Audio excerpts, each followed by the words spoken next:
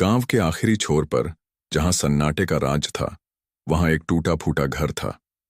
लोगों का कहना था कि उस घर में कच्चा कलवा का वास है। कच्चा कलवा बच्चों की आत्मा है, जो अधूरी इच्छा के साथ इस दुनिया में फंसी हुई है। गांव के बड़े बुजुर्ग बच्चों को चेतावनी देते थे, शाम होते ही घर लौट आओ, वरना कच्चा कलवा ले जाएगा। यह कहानी शुरू होती है 10 साल के रोहन से। वह गांव के सबसे चंचल और जिद्दी बच्चों में से एक था। रोहन को किसी की बात सुनना पसंद नहीं था। वह अक्सर अपने दोस्तों को चिढ़ाता, कच्चा कलवा जैसी कोई चीज नहीं होती, ये सब बड़े हमें डराने के लिए कहते हैं। एक दिन जब सूरज डूब रहा था, रोहन ने अपने दोस्तों से शर्त लगाई, मैं उस खंडहर वाले घर में जाऊंगा और साबित कर दूंगा कि वहां कोई कच्चा कलवा नहीं है। दोस्तों ने उसे मना किया, लेकिन रोहन नहीं माना। रोहन खंडहर के दरवाजे तक पहुंचा। वहां घने पेड़ों की छाया था।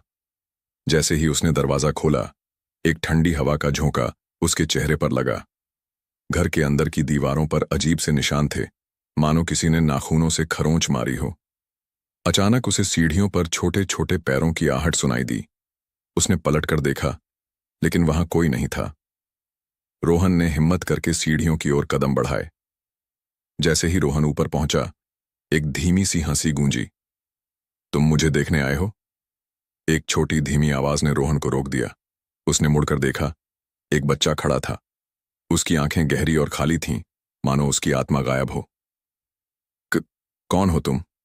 रोहन की आवाज कांपने लगी। मैं कच्चा कलवा हूं, और अब तुम मेरे साथ खेलोगे।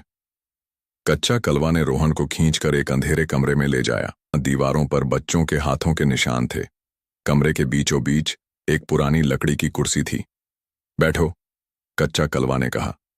रोहन ने मना करने की कोशिश की, लेकिन उसके पैर जैसे जम गए थे।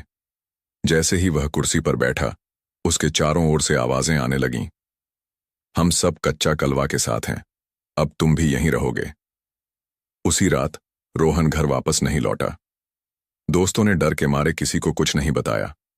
अगले दिन गांव वालों ने खंडहर में जाकर देखा, तो वहां रोहन की चप्पल और एक पुराना खिलौना मिला। लोगों का कहना है कि रोहन अब खुद कच्चा कलवा बन चुका है। हर रात जब सूरज डूबता है, खंडहर से बच्चों की हंसी की आवाजें आती हैं।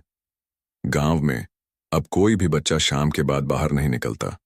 ये कहानी गांव में पीढ़ी दर पीढ़ी सुनाई जाती है। हर कोई अपने बच्चों को सिखाता है, कभी जिद मत करो और शाम के बाद घर लौट आओ, वरना कच्चा कलवा तुम्हें ले जाएगा।